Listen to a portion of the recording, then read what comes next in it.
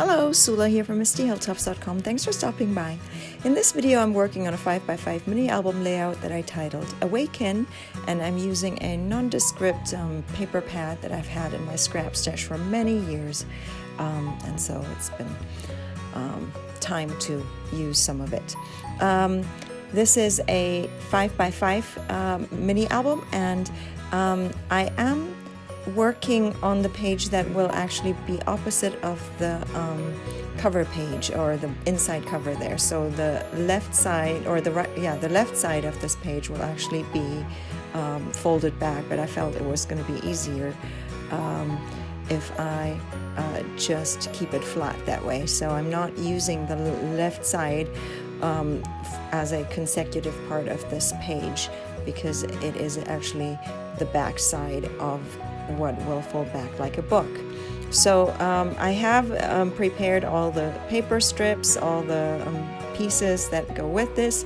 I made sure when I printed the photo that it would have the size that would coordinate with this. I have this film strip kind of frame that I wanted to use on this page, and so but obviously this is going on the top, so I have to make sure that before I get to gluing that down, I need to get started with every layer that is in the background there. And as I was selecting my papers, I was trying to make sure that there would be contrast, that the patterns wouldn't be clashing too wildly with each other, but still contrast each other nicely. So that's what I usually go for.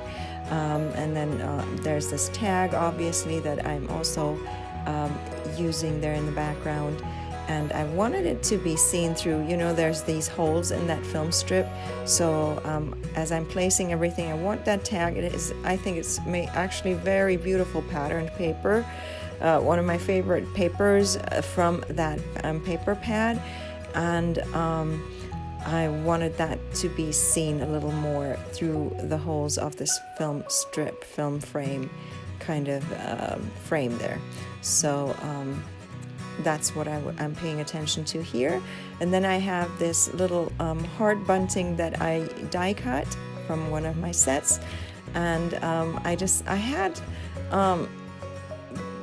watercolored a bunch of hearts to glue on top, but the color didn't fully match the page or the papers, and so I just decided to keep it white and keep it simple that way. And then I have two paper flags that I also use some of my dies for to cut out, even though flags are easy to cut out, but these also have the faux stitching, and I love faux stitching. It's one of my favorite aspects of using dies for that. And then for this, I also created a flower just with watercolor, some dies, and cardstock.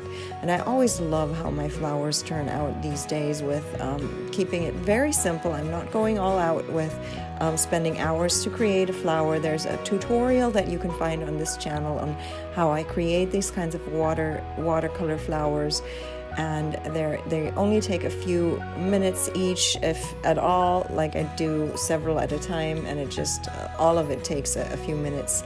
Then I also cut this title. I cut a whole bunch of titles from cardstock with my silhouette, and so this title I cut also, and then I watercolored it with a watercolor that has the similar shade as is in that frame, and this is my page done. I'm leaving you with some more close-ups. I hope you enjoyed this video. Give it a thumbs up if you did. Consider subscribing, and I hope you have a great day. Thanks for watching. Bye.